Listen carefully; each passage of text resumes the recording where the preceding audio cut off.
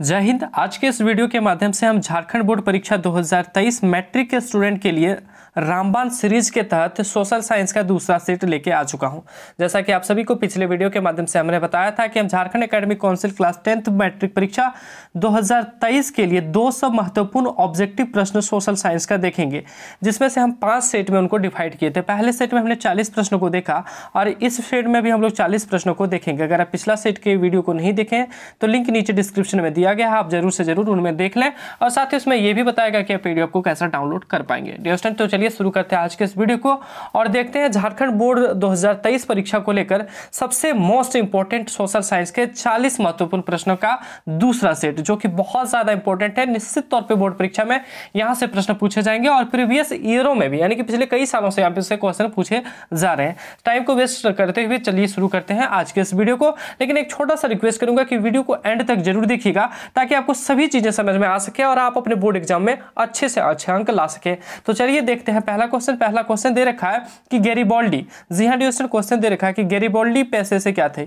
तो याद रखिएगा, गैरिबाल्डी जो थे वो पैसे से क्या थे, तो नाविक थे। ऑप्शन नंबर डी हो जाएगा इसका सही जवाब, गैरिबाल्डी पैसे से नाविक थे।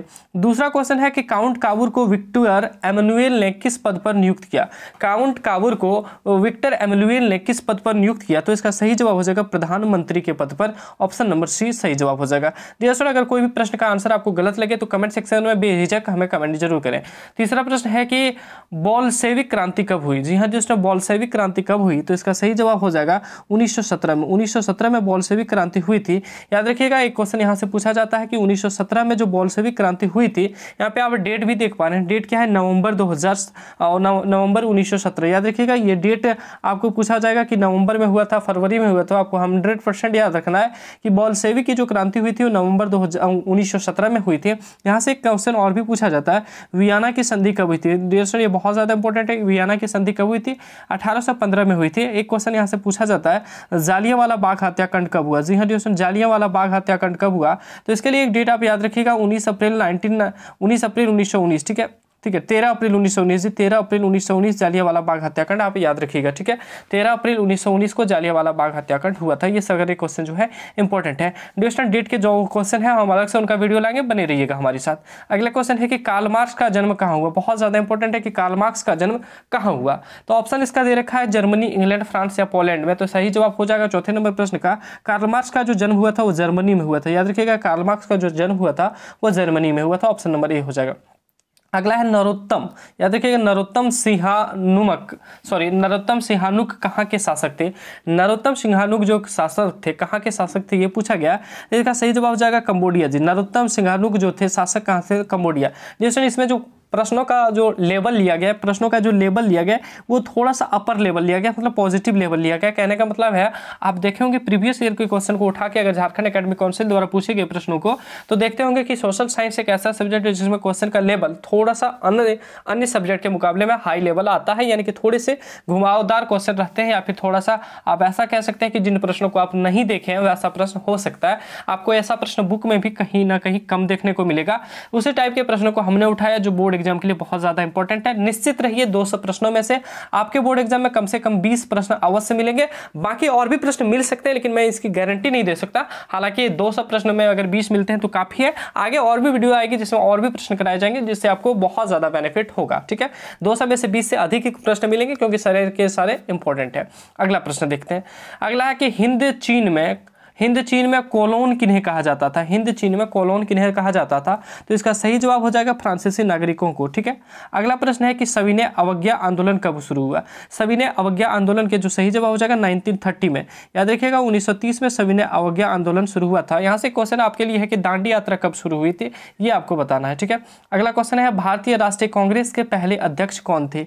भारतीय राष्ट्रीय कांग्रेस के पहले अध्यक्ष कौन थे, तो इनका सही जवाब हो जाएगा 8वें नंबर प्रश्न का व्योमेश चंद्र बनर्जी। कौन थे जी, व्योमेश चंद्र बनर्जी। भारतीय राष्ट्रीय कांग्रेस, इंडियन नेशनल कांग्रेस के पहले अध्यक्ष कौन थे, तो व्योमेश चंद्र बनर्जी। आपको यहां से बताना है कि भारतीय राष्ट्रीय कांग्रेस यानी कि इंडियन नेशनल कांग्रेस की स्थापना कब हुई थी। ठीक है, या फिर आप बोल सके अखिल भारतीय कांग्रेस की स्थापना कब हुई थी। अखिल भारतीय कांग्रेस की स्थापना कब हुई थी। अगला प्रश्न है अखिल भारतीय राष्ट्रीय ट्रेड यूनियन कांग्रेस की स्थापना कब हुई थी। अखिल भारतीय राष्ट्रीय यूनियन ट्रेड की स्थापना कब हुई थी, ये प्रश्न है आपका 9वां नंबर। और 9वें नंबर नंबर प्रश्न का हो जाएगा option number D. Option number D 1920 में। याद रखिएगा अखिल भारतीय यूनियन ट्रेड की स्थापना 1920 में हुई थी। यहीं पे बता दूं अखिल भारतीय राष्ट्रीय कांग्रेस की स्थापना कब हुई थी? अखिल भारतीय राष्ट्रीय कांग्रेस की स्थापना कब हुई थी? तो 1885 में। याद रखिएगा दोनों में कंफ्यूज नहीं होगा। अगर ट्रेड लगा हो तो आप 1920 लगाइएगा, अगर ट्रेड नहीं लगा हो तो 1885 लगाइएगा। यहीं से क्वेश्चन पूछा जाता है मुस्लिम लीग की स्थापना कब हुई थी? तो 1906 में मुस्लिम लीग की स्थापना हुई थी। अगला प्रश्न देखते हैं। अगला है 10वां नंबर, वाष्प इंजन का आविष्कार किसने किया था? तो सही जवाब हो जाएगा वाष्प इंजन का आविष्कार किसने किया था? जेम्स वाट ने। अगला प्रश्न है तख्त श्री हरमंद रजी साहिब कहाँ स्थित है? तख्त श्री हरमंद रजी साहिब कहाँ स्थित है? तो सही जवाब हो जाएगा 11वें नंबर प्रश्न का option number A Patna Sahib में। ये क्वेश्चन ज्यादातर बिहार बोर्ड में पूछा जाता है, हालांकि इसको आप छोड़ भी सकते हैं। ठीक है, अगला प्रश्न देखते हैं। अगला है शहर को आधुनिक व्यक्ति का किस प्रकार क्षेत्र को माना जाता है? लिखा गया शहर को आधुनिक व्यक्ति का किस प्रकार का क्षेत्र माना जाता है? तो इसका सही जवाब हो जाएगा 12वें नंबर प्रश्न का प्रभाव क्षेत्र। शहर को आधुनिक व्यक्ति का किस प्रकार का क्षेत्र माना जाता है? तो प्रभाव क्षेत्र। अगला प्रश्न है विश्व व्यापार संगठन का मुख्यालय कहाँ है? विश्व व्यापार संगठन WTO, जी हाँ दोस्तों WTO का मुख्यालय कहाँ है? ये क्वेश्चन पूछा जा रहा है। तो इसका सही जवाब हो जाएगा ऑप्शन नंबर ए जेनेवा में। ठीक है, WTO वर्ल्ड ट्रेड ऑर्गेनाइजेशन या फिर विश्व व्यापार संगठन का मुख्यालय जेनेवा में है। अगला प्रश्न है 14वां नंबर प्रश्न की गुटेन वर्ग ने सर्वप्रथम किस पुस्तक की छपाई की थी? गुटेन वर्ग ने सर्वप्रथम किस पुस्तक की छपाई की थी? तो इसका सही जवाब हो जाएगा ऑप्शन नंबर डी बाइबल पुस्तक की छपाई किसने की थी? तो गुटेन वर्ग ने सबसे पहले बाइबल नामक पुस्तक की छपाई की थी। अगला प्रश्न है प्यारा सा क्वेश्चन है आपके राज्य से जुड़ा कि झारखंड राज्य का गठन कब हुआ?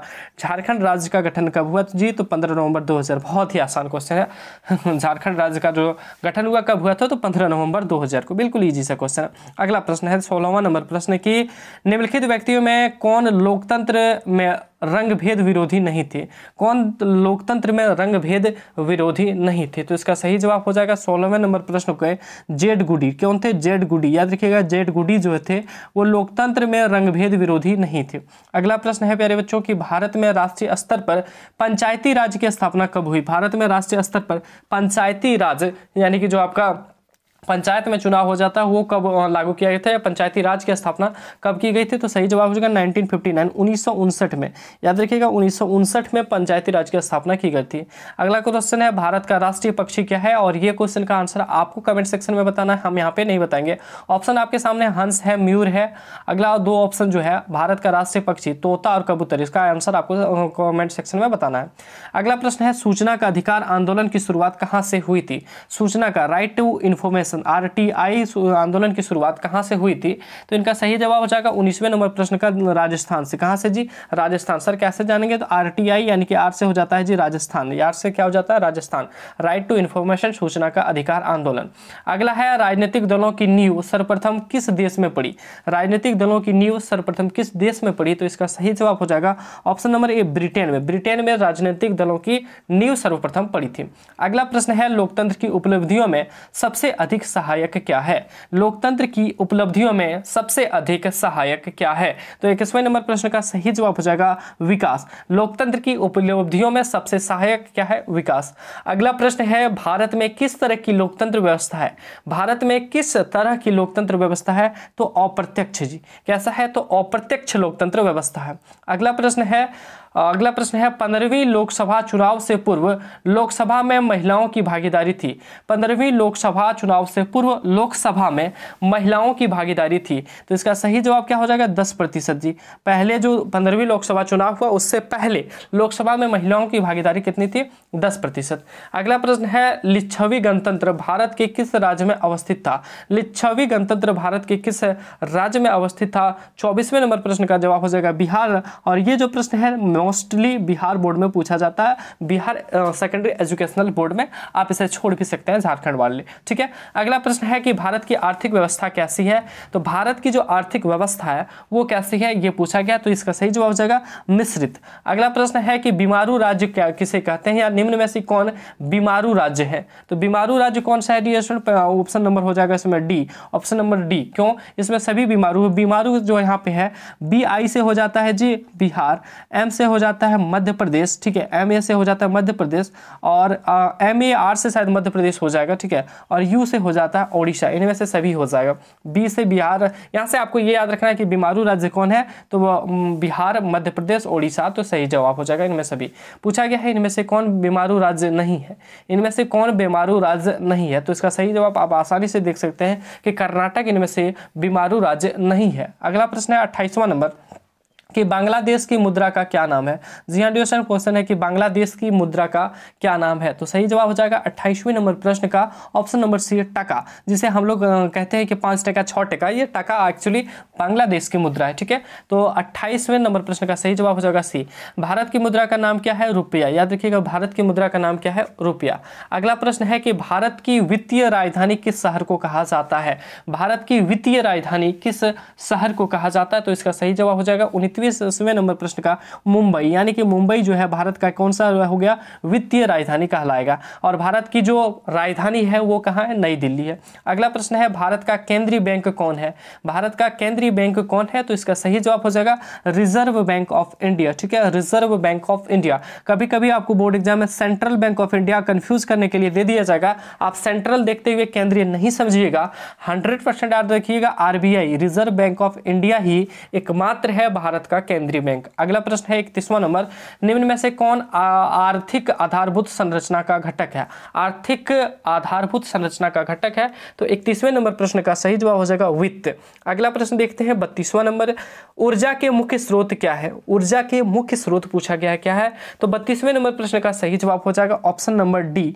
इनमें से सभी। सर कैसे, तो ऊर्जा का मुख्य स्रोत तो यहाँ पे कोयला भी है, पेट्रोलियम भी है, विद्युत भी है, तो इनमें से सभी है। अगर मेनली बात करें यहाँ पे, अगर मुख्य की बात है, मेनली पूछा जाए सबसे ज्यादा यूज किसका होता है, तो अभी सबसे ज्यादा यूज होता है ऊर्जा के मुख्य स्रोत में विद्युत का, ठीक है। अगला प्रश्न देखते हैं, विश्व व्यापार संगठन का मुख्यालय कहाँ है, ये क्वेश्चन रिपीट हो गया, आपको बताना है WTO का यानी कि विश्व व्यापार संगठन का मुख्यालय कहाँ है, तो सही जवाब हो जाएगा जेनेवा में।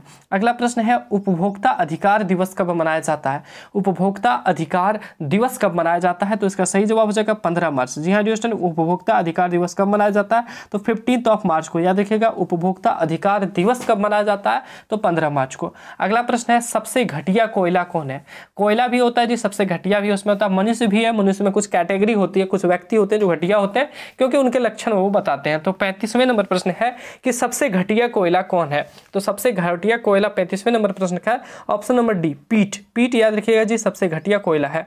डियर स्टूडेंट PDF के लिए आप लोग कमेंट नहीं कीजिएगा, PDF के लिए आपको एक चीज बता दूं, आपको सिंपली हमें व्हाट्सअप करना है 9835146164 पे। जी हाँ डियर स्टूडेंट, इस नंबर पे आपको व्हाट्सअप करना है, लिखना है आपको क्लास 10th, ठीक है, class 10th social science PDF या फिर SST PDF, ठीक है, और आपको वेट करने से, क्योंकि अभी PDF को लेकर जो फॉर्मेट है वो तैयार नहीं हो पाया। जैसे ही PDF को लेकर फॉर्मेट तैयार होता है आपको एक लिंक प्रोवाइड करा दी जाएगी और लिंक के माध्यम से आप डाउनलोड कर पाएंगे, ठीक है। आगे देखते हैं, आगे दिया गया कि मरुस्थलीय मृदा का विस्तार निम्न में से कहाँ है, मरुस्थलीय मृदा का विस्तार निम्न में से कहाँ है, 36वें नंबर प्रश्न का क्या जवाब हो जाएगा। पहला प्रश्न है ऑप्शन है उत्तर प्रदेश, दूसरा राजस्थान, तीसरा कर्नाटक और चौथा महाराष्ट्र। तो सही जवाब क्या हो जाएगा, राजस्थान जी। सबसे ज्यादा मरुस्थल कहाँ पे है भारत में, तो राजस्थान में। और अगर विश्व में पूछा जाए तो सहारा मरुस्थल, सहारा मरुस्थल, ठीक है, विश्व में पूछा जाए तो सहारा और भारत में पूछा जाए राजस्थान। अगला प्रश्न है दाल किस पौष्टिक अंश का स्रोत है, यानी कि दाल में कौन सा पौष्टिक अंश पाया जाता है, बहुत ज्यादा मात्रा में जो पाया जाता है उसी को हम लोग कहते हैं। तो सबसे ज्यादा इसमें क्या पाया जाता है जी, प्रोटीन। तो सही जवाब क्या हो जाएगा, प्रोटीन पाया जाता है। अगर आलू की बात करें तो आलू में कौन सा पाया जाता है, कार्बोहाइड्रेट पाया जाता है। यानी कि बोल दे तो पोटैटो में कौन सा पाया जाता है, तो कार्बोहाइड्रेट पाया जाता है। चावल में कौन सा पाया जाता है, तो राइस पाया जाता है, ठीक है। अगर आपसे क्वेश्चन पूछा जाए कि सर विटामिन डी किससे पाया जाता है, तो ये आपको कमेंट सेक्शन में बताना है विटामिन डी का मुख्यतः स्रोत क्या है, ठीक है, कौन कौन से चीजों से प्राप्त कर सकते हैं। अगला है निम्नलिखित में कौन रबी फसल है जी, रबी फसल पूछ रहा है और आप बचपन से ही पढ़ते आ रहे हैं, रबी और खरीफ फसल पढ़ते आ रहे हैं, तो यहाँ पे सही जवाब क्या हो जाएगा, गेहूं। गेहूं क्या है जी, एक रबी फसल है, ठीक है। कुछ प्रश्न इसमें हार्ड भी है, कुछ प्रश्न आसान भी है, लेकिन ये इसका एक कतई मतलब नहीं कि हार्ड प्रश्न बोर्ड एग्जाम में नहीं पूछेगा या फिर नॉर्मल जो आसान क्वेश्चन है इजी वाला वो बोर्ड एग्जाम में नहीं पूछेगा। यहाँ पे जितने भी प्रश्न आपको कराए जाएंगे 40 पंचे 200 प्रश्न जो कराए जाएंगे वो बिल्कुल और बिल्कुल सबसे ज्यादा इंपॉर्टेंट प्रश्न कराए जाएंगे और ये 200 प्रश्न समाप्त होती है। जी हाँ डियर स्टूडेंट, ये हमारा 200 प्रश्न जैसे ही समाप्त होता है हम इसका दूसरा वीडियो भी लाएंगे, सेकंड पार्ट, और सेकंड पार्ट में हम 200 प्रश्न और करेंगे। ठीक है, 200 प्रश्न और करेंगे, जिसमें कुछ प्रश्न यहाँ से मिल सकते हैं और कुछ प्रश्न आपके बाहर ही रहेंगे मॉडल पेपर के बेसिस पे। अगला प्रश्न देखते हैं। अगला प्रश्न है, पूर्व मध्य रेलवे का मुख्यालय कहाँ है? पूर्व मध्य यानी कि east coast railway, east coast railway का मुख्यालय कहाँ है? तो सही जवाब हो जाएगा 39वें नंबर प्रश्न का ऑप्शन नंबर सी, हाजीपुर। ये प्रश्न आपके बोर्ड एग्जाम में नहीं पूछने की बहुत ज्यादा चांसेस है। सर क्यों दिए? क्योंकि ये कभी कभी पूछ देता है, बिहार बोर्ड में ऐसा क्वेश्चन ज्यादा पूछता है। सर इसमें बिहार बोर्ड वाला क्यों आप मिक्स किए? ऐसा इसलिए किया है क्योंकि झारखंड बोर्ड कहीं ना कहीं सीबीएसई और बिहार बोर्ड के प्रश्नों को देखती है, एनालाइज करती है, तो हो सकता है यहाँ से पूछते, क्योंकि पिछले बार जो बोर्ड एग्जाम में पूछा गया था लगभग प्रश्न बिहार बोर्ड के बेसिस पे मिले थे। ठीक है, लगभग प्रश्न, सभी नहीं। तो सही जवाब हो जाएगा हाजीपुर, क्योंकि झारखंड बोर्ड ना जी 2 वर्षों से ऑब्जेक्टिव प्रश्न पूछ रही है, लेकिन बिहार बोर्ड पिछले कई वर्षों से ऑब्जेक्टिव प्रश्न पूछ रही है, इसलिए उनके पास ज्यादा स्टॉक ऑफ क्वेश्चन है और यहाँ पे थोड़ा कम है। अगला प्रश्न देखते हैं और अंतिम प्रश्न है, और ये बोर्ड एग्जाम में आपके लिए इंपॉर्टेंट नहीं है, लेकिन फिर भी मैं बताते हैं। आपदा प्रबंधन का प्रमुख घटक है, तो आपदा प्रबंधन का प्रमुख घटक कौन है? ऑप्शन नंबर डी, स्थानीय प्रशासन, स्वयंसेवी संगठन और गांव मोहल्ले के लोग। ये प्रश्न आपदा प्रबंधन वाला क्वेश्चन मिस्टेक से डाला गया है, आपदा प्रबंधन जो है आपके सिलेबस से आउट कर दिया गया है। जैसे ये थी आपके लिए बोर्ड एग्जाम के 40 महत्वपूर्ण प्रश्न, जिसका आंसर की आपको यहाँ पे दिया गया है। और याद रखिएगा, कोई भी ऐसे हैं जो इसको कॉपी करते हैं, यानी कि क्वेश्चन को अपने यूट्यूब चैनल पे डालते हैं, बनाते हैं, तो इस पर आपको कॉपीराइट का एक्शन लिया जा सकता है, इसलिए सावधान रहें, किसी भी प्रश्न को आप लीक ना करें ही तो अच्छा होगा। ठीक है, अगला प्रश्न देख, कोई भी तरह की इसमें कॉपीराइट इशू आती है तो अब दिक्कतें हो सकती है। अगला प्रश्न देखते हैं। अगला जो है यहाँ पे चीजें आपको टोटली आंसर दिया गया है, और आप अगर चाहें तो हमारी जो टाइपिंग की कॉस्ट आती है, जो खर्च आती है हमारे द्वारा, जो लगती है खर्च टाइपिंग के लिए, आप इस QR कोड को स्कैन करते हुए आप हमें अपने इच्छा अनुसार, जी हाँ, जो सर ये कोई दबाव नहीं है कि आपको इतना ही पेमेंट करना है, आप अपने इच्छा अनुसार 50-100 जो भी आपको हो सके वो पेमेंट कर दे, गुरु जी का थोड़ा बहुत टाइपिंग का खर्च निकल जाएगा। ठीक है, आगे आपको यहाँ पे दिया गया है हमारे वेबसाइट जैक रैंकर्स में आपको इनका PDF मिलेगा, और हमारे यूट्यूब चैनल पे इसकी वीडियो आपको देखने रही है।